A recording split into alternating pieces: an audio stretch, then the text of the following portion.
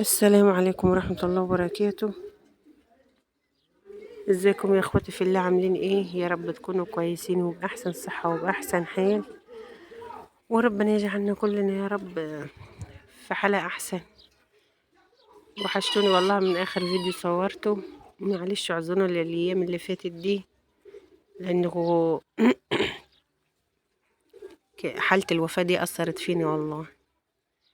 يلا ربنا يرحم موتانا جميعا يا رب، وربنا يرحم موتى المسلمين أجمعين يا رب. النهارده يا جماعة قلت أجيلكوا كده بأحلى أكلة صعيدي. هي مش صعيدة عموما، يعني هي خاصة بالمنيا، لأن مش عارفة صراحة الصعيد جوا بياكلوا جلجاس ولا لأ. شيخ السوق يا جماعة، الجلجاس أحلى أكلة تعتبر عندنا في المنيا، بس هنعملها بتقلية، مش بخضرة بس بتقلية، يعني طبيخ وخضرة في نفس الوقت. عايزين تعرفوا معايا؟ صلوا على محمد عليه الصلاة والسلام. الأكلة بتاعتنا يا جماعة جلجاس. بنجيب 4 بصلات حلوين كده، وبنخرطهم وبنضيف لهم السمنة بتاعتهم، وبتحمر البصلة، بتخليها يعني في اللون الذهبي عشان تديكي لون حلو كده للطشة بتاعتك. وعليهم يا جماعة كيلو قوطة، كيلو طماطم، وبتضيفي لهم، بتصفيها زي ما انا صفيتها كده، او مش بتصفيها حسب راحتك انت. وبعد كده يا جماعة صلوا معايا في الأول على الرسول عليه الصلاة والسلام. صلى على الرسول همك يزول، عليه أفضل الصلاة وأزكى السلام. بعد كده يا جماعة بتطشيها زي ما أنا عملت كده، وفيما بعد يعني بتسيبها تتسبك حلو. أنا يا جماعة زمان كنت اتفرجت على حلقة لشيف أنا بحبه جو والله العظيم، وبحب أكلاته وبحب طريقته في الأكل. فكان قال لواحدة يعني ياخد منها طريقة الجلوجاس، لأن انتوا عارفين المصاروة بياكلوا الجلوجاس بثلج وكده أخضر يعني.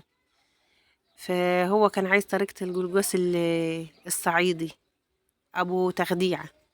قال دي كانت هتشرط عليا، فأنا ما أحبش حد يشرط عليا، فعملها هو.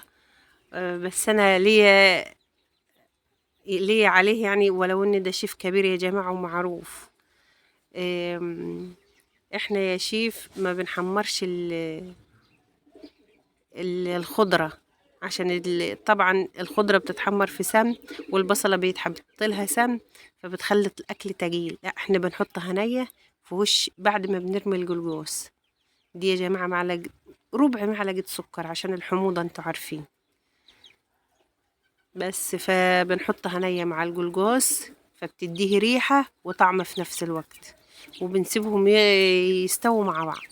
اهو يا جماعة انا برمي الجلجوس اهو. الجلجوس ده يا جماعة في مصر بيعرفوه بالثلج والشوربة والكلام ده، ما يعرفوش طبيخ، مع ان في الطبيخ بيبقى احلى وافضل والله العظيم. احنا هنا المنيوية الجلجاس ده ما كانش بطبيخ ما بناكلوش. اه يا جماعة بعد ما رميت الجلجاس هحط عليه الخضرة. شايفين التخديعة لونها حلو ازاي؟ بعد كده يا جماعة بضيف له ربطتين، الفراخ بتاكل في بعضي، بضيف ربطتين كزبرة بضيفهم له بعد ما بيتغسلوا كويس ويتصفوا. بنضيفها على الجلجوس، والجلجوس يا جماعة بتغسليه بص أكتر من 6 7 مرات، لأن المادة اللزجة اللي فيه ما بتطلعش بسرعة، فبتفضل تغسليه يعني لحد ما بتروح. ويا جماعة وبعد ما يعني بعد ما تطش التقلية بتزوديها شوربة على حسب ما انت عايزة، على حسب رغبتك. بص يا جماعة كنت بوريكم الجلجوس عامل ازاي. والله العظيم يا جماعة بتبقى أكلة خطيرة خطيرة، يعني يمكن أحلى نوع خضار والله العظيم. وبالهنا والشفا للي كل، وبالهنا والشفا للي هيعمل إن شاء الله. ولو مشغول ثواني صلوا معايا على الرسول عليه الصلاة والسلام. كل سنة يا جماعة وانتوا طيبين، وما تنسونيش بالاشتراك واللايك. نفسي يا جماعة القناة دي تكبر معاكم وبيكم، نفسي والله العظيم. إيه يا رب اللي تشوف. ولا أقول لكم السلام عليكم ورحمة الله وبركاته.